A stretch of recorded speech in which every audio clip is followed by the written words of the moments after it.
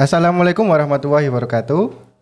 Hai, apa kabar semuanya? Kembali lagi di Om Mamat Podcast bersama saya Muhammad Nur Rahim sebagai host di podcast episode 3. Nah, di episode ketiga ini akan membahas tema tentang kenapa sih circle kita semakin sempit. Apa sih yang dimaksud dengan circle sempit? Kita semakin setiap orang pasti merasakan berlebihan dalam berpikir atau yang biasanya dikenal dengan overthinking. Tak jarang manusia merasakan hal itu, mulai dari hal-hal sepele atau mungkin juga hal besar. Dalam keadaan yang membuat kita tertekan, seringkali kita merasakan tidak ada kehadiran orang-orang. Hal itu menyebabkan kita berpikir circle kita semakin sempit atau sedikit. Padahal teman banyak belum tentu menjamin kita akan bahagia dan senang. Tapi manusia seringkali salah tafsir. Dikira banyak teman akan banyak menemukan kebahagiaan. Tapi sebetulnya itu tidak juga. Yang baik adalah teman sedikit namun berkualitas. Yang mampu mengayomi, punya rasa kasih sayang, terlebih yang paling penting adalah soal agama. Dalam surat Al-Zukhruf ayat 67 yang artinya teman-teman akrab pada hari itu sebagiannya menjadi musuh bagi sebagian yang lain kecuali orang-orang yang bertakwa. Yang masih menjadi pertanyaan, kenapa sih kita merasakan kalau circle kita semakin sempit? Terus apa sih penyebabnya? Pada episode Om Mamat kali ini akan membahas mengenai masalah itu. Tentunya saya tidak sendiri. Saya ditemani oleh mahasiswi IAIN Kudus, tepatnya prodi KPI Komunikasi dan Penyiaran Islam, yang bernama Lely Suci Prabawati ya, Mbak. Ya. Langsung saja ya, Mbak. Dalam persahabatan dalam perspektif Islam adalah salah satu nikmat yang diberikan oleh Allah Subhanahu wa taala kepada umat manusia dan juga sebagai fungsi agama Islam itu sendiri. Iya. Mempunyai sahabat adalah salah satu bentuk makhluk sosial yang tidak dapat pungkiri. Pertemanan adalah suatu tingkah laku yang dihasilkan dari dua orang atau lebih yang saling mendukung. Pertemanan dapat diartikan sebagai pula hubungan antara dua orang atau lebih menginginkan apa yang terbaik bagi satu sama lain, simpati, empati, kejujuran dalam bersikap, dan saling pengertian. Pertanyaan saya untuk Mbak Lely, apa sih menurut seberapa pentingkah peran teman atau pendapat Kak Lely mengenai lingkup pertemanan itu seperti apa? Oke, ini membicarakan soal pertemanan. Iya, betul. Seberapa pentingkah teman? Peran teman. Peran teman, berarti enggak teman ya, perannya teman. Bagi kita kan? Iya, bagi Mbak diri Lely sendiri. sendiri ya. Peran teman sangat penting ya, Kak. Nggak mungkin kita nggak butuh orang lain, nggak mungkin kita nggak butuh teman. Pasti peran teman sangat penting. Contoh paling simpel lah. Sejak kecil kita pasti di kalangan keluarga kita juga punya teman, di kalangan masyarakat kita juga punya teman. Jadi dari kecil kita itu sudah punya teman gitu loh. Jadi semakin dewasanya kita juga butuh namanya teman, dan peran teman itu emang sangat-sangat dibutuhkan. Misal ketika kita butuh bantuan ya di keluarga, belum tentu kan keluarga kita memahami apa yang kita rasakan gitu loh. Ya, terkadang lebih banyak yang tahu apa yang kita pengen, tahu apa yang kita maksud itu adalah teman kita. Ya. Gitu loh. Jadi kalau Kak Rohim tanya seberapa penting peran teman, sangat penting, Kak. Ya, apalagi manusia kan itu makhluk sosial, pasti butuh seseorang di kehidupannya kan.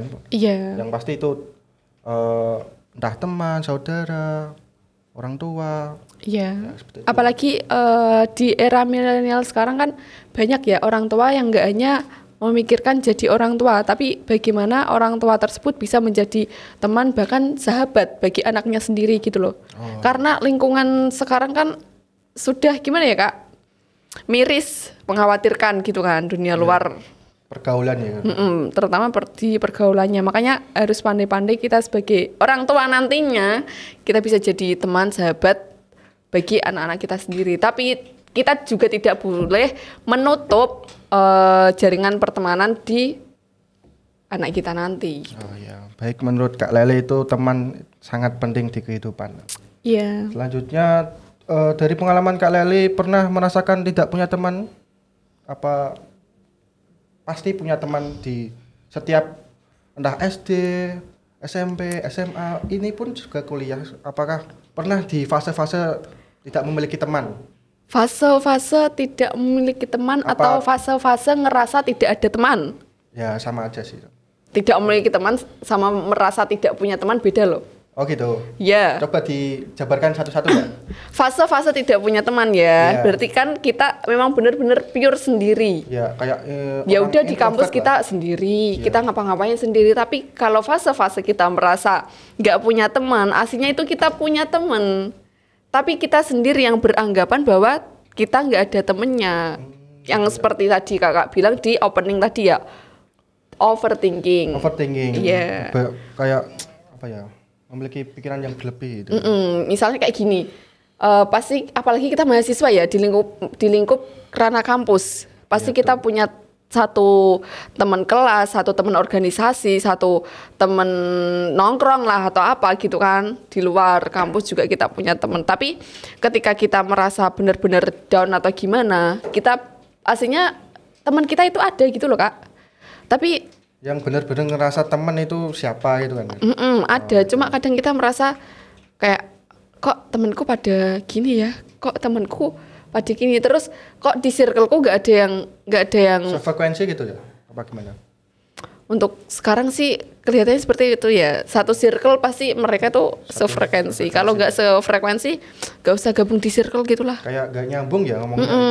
Apalagi nggak usah lah kita lihat dunia luar. Dunia perkelasan aja deh, pasti ada tuh circle-circlean kayak gitu kan. Ya, pasti Mbak Leli kan juga memiliki pengalaman seperti itu kan dari SD, SMP, SMA. Kalau dari SD, SMP, kalau SD lebih nggak ke circle sih, cuma kan kita main SD yang namanya anak-anak ya kita berbaur sih. Bebas itu ya? Iya bebas, tapi kan semakin tingkatan kita semakin usia, kemudian kan kita SD masih anak-anak lah, SMP, SMA itu hitungannya remaja kan ya, apalagi kalau kita kuliah masuknya ke tahap dewasa, pendewasaan gitu kan. Jadi circle kita ketika SD, kita SMP, kita SMA, bahkan kita kuliah itu udah beda. Mungkin dulu masih bebas bermain, tapi semakin kita dewasa kita akan membatasi circle kita. Karena pergaulan itu sendiri ya. Iya.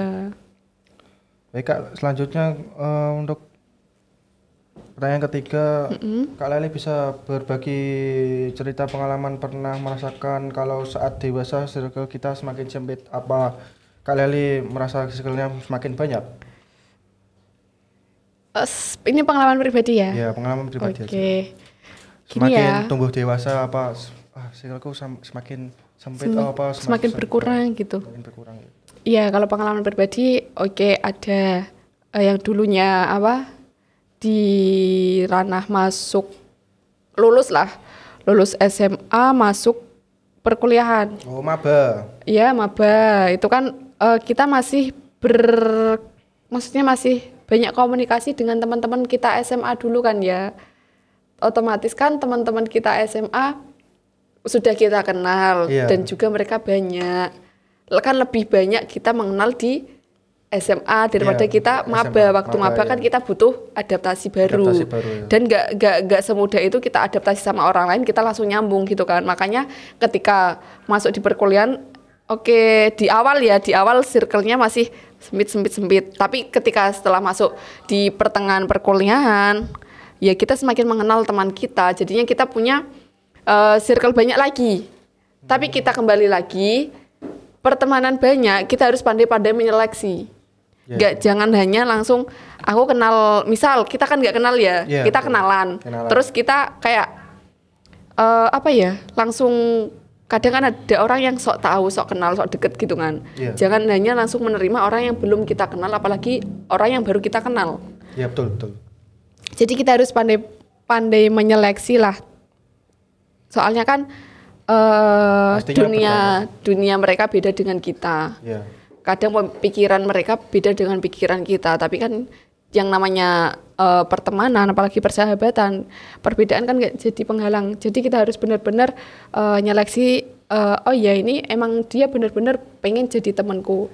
Dia benar-benar sahabat buat aku gitu loh. Kan soalnya kan banyak sih ya dalam circle pertemanan. Satu circle aja itu ngomongin satu circle-nya sendiri gitu loh.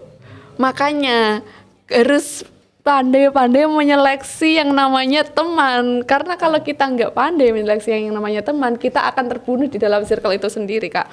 Jadi nggak masalah semisal circle kita itu semakin sempit. Mending kayak gini, kalau menurut saya ya, teman banyak percuma.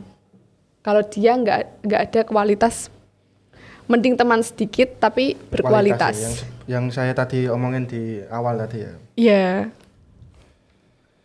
Oke, selanjutnya untuk cara mengatasi ketika pertemanan kita semakin menipis, sempit, jadi kita ngerasa apa ya, kayak sepi gitu. Teman kita cuman itu aja gitu. Cara mengatasinya gimana, Mbak? Apa ada tips sendiri dari Mbak Leli? Untuk tips sendiri gimana ya, Kak? Soalnya saya tuh kadang orangnya bodoh amatan. Oh, lebih ke cuek ya? Mau mereka mau berteman ya ayo, enggak ya udah. Gitu. Jadi tapi ya enggak menutup diri untuk membuka pertemanan gitu kan. Ya intinya gini lah, kadang kan pernah lah pasti Kak Rohim melihat kok temennya banyak ya, kok temenku circle banyak ya, relasinya banyak ya, pasti pernah kan kayak gitu. Pernah. Terus merasa kok mereka asik sih circle-nya, Ya. kok circleku gini-gini aja isinya. Pasti bosen sih. Bosen lah, apalagi Nah, itu cara mengatasinya gimana itu? ya Apa cari suasana baru, apa gimana gitu? kalau cari suasana baru bisa, tapi jangan mencari circle lain. Ciptakanlah suasana baru di dalam circlemu sendiri. Gimana apa ya? Gimana caranya yang asalnya circlemu membosankan menjadi circle yang mengasikkan. Entah apa ada challenge yang tersendiri kayak di sekarang kan ada TikTok kan challenge itu kan Bisa membuat teman itu sih kayak apa ya namanya, suasana baru lah. Oke. Kalau untuk tipsnya tadi kan Kak Rohim tanya sih tipsnya kayak gimana kan ya Iya. buat ya gini, kamu fokus aja sama diri kamu sendiri. Fokus sama duniamu sendiri, nikmati masa dewasamu, terus kejar juga impianmu. Dan buat mereka apa ya? Buat mereka yang rela meninggalkanmu menyesal dengan kesuksesanmu gitu. Oh gitu ya. Jadi jangan merasa, duh circleku sempit, duh temanku sedikit. Kayak Terus kamu pesimis gitu. Bisa jadi iya. mereka yang circle-nya banyak itu adalah circle fuck friend. Oh, Tahu fuck friend. lah. Oh ya tahu. Mereka palsu hanya semua gitu. Iya, mereka hanya memanfaatkan pertemanan di saat mereka butuh, tapi ketika temannya butuh dia akan menghilang. Pernah di posisi seperti itu, Pak? Untuk di posisi seperti itu, Maksudnya posisi ketika banyak teman tapi semua teman itu nggak bisa mengerti kita, keadaan kita. Jadi hanya seperti selayaknya teman lah, nggak bisa mengerti kita.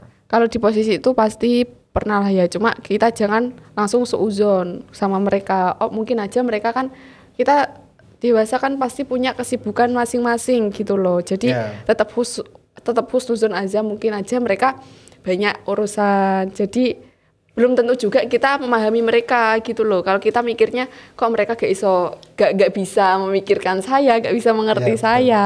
Betul. Ya harus juga kita memikirkan, oh ya kemarin belum tentu sih aku memikirkan dia, belum tentu sih aku bisa mengerti dia juga gitu.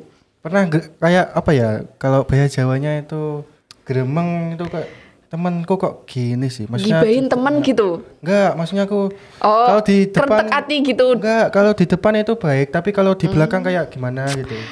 Kayak geremeng gitu loh, geremeng. Ginilah, kita udah sama-sama dewasa. Iya. Seharusnya Kak Rohim nggak perlu tanya pertanyaan itu ke saya. Enggak, ini kan menurut perspektif dari seorang perempuan sih. Kalau saya kan pasti ya Gimana? ya bodo amat sih. Kadang wanita kan lebih sensitif perasaannya.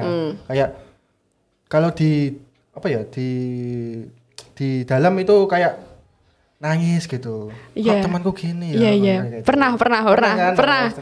Pernah kayak gini ya, bahasa Jawa, pakai bahasa Jawa aja nggak apa-apa ya, Kak? Geremeng gitu. Iya.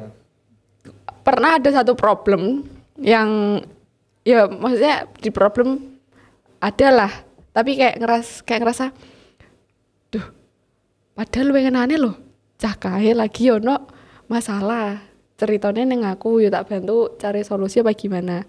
Tapi giliran aku sing butuh waktu nih pengen cerita nek gone wonge gak ono sibuk dengan urusane kayak gitu, pasti ada. Tapi titik akhir lelahnya cewek pasti dia akan nangis sendirinya. Tapi kan hebatnya cewek, setelah dia nangis dia akan bahagia di pagi harinya. Ya, kayak ngerasa pelong aja gitu ya. Gitu. Oke. Selanjutnya Kak, apa sih yang menyebabkan circle kita semakin sempit? Penyebab utamanya apa? Penyebab utamanya Apakah kita semakin dewasa sehingga pertemanan kita semakin sempit dan kitanya semakin membosankan? Apa orang-orang itu pengen cari suasana baru? Menurut Kak Leli gimana? yang menyebabkan circle kita semakin sempit apa ya, condong mungkin memasuki di usia dewasa kali ya, Kak, merupakan tahapan. Kalau dari saya ya mungkin itu kadang kita punya teman terus saya sendiri punya pacar terus kayak lupa sama teman, padahal kan itu kayak membagi waktu saja itu sebenarnya. Jadi kayak manage waktu lah ya. Ya gak sesering sama teman gitu loh. Jadi ada waktu ini sama ini gitu. Nah, Kalau itu dari saya, kalau dari Kak Leli gimana? mungkin benar itu yang sudah dibilang. Apa mungkin salah satunya waktu yang membuat tiap orang punya kesibukan masing-masing. Jadi harus pandai-pandai memanage waktu mereka antara membagi kegiatannya juga membagi dengan teman-temannya gitu. Gitu ya Kak Leli? Iya sih. Oke. Baik, mungkin cukup itu aja ya Kak Leli. Tidak terasa kita sudah lama berbincang, berdiskusi pada episode 3 ini dengan tema kenapa circle kita semakin sempit. Ada pantun dari saya Kak Leli. Iya, gimana Kak? Makan mie ayam pakai sumpit, Cakep. tapi makannya jangan sampai melewati batas. Jangan pernah takut circle kita semakin sempit, karena teman yang sedikit akan jauh lebih berkualitas. Baik. Saya ucapkan terima kasih kepada Kak Leli dan Sama-sama. penonton di rumah. Jangan lupa pantengin terus podcast Om Mamat di YouTube Om Mamat Podcast. Saya Muhammad Nurrohim Dan saya Leli Dwi Suci Prabawati. Kami pamit undur diri dengan jangan lupa dengan slogan Om Mamat, problematiku jadi terpecahkan. Sampai jumpa di episode lainnya. See you. Wassalamualaikum warahmatullahi wabarakatuh. Waalaikumsalam warahmatullahi wabarakatuh.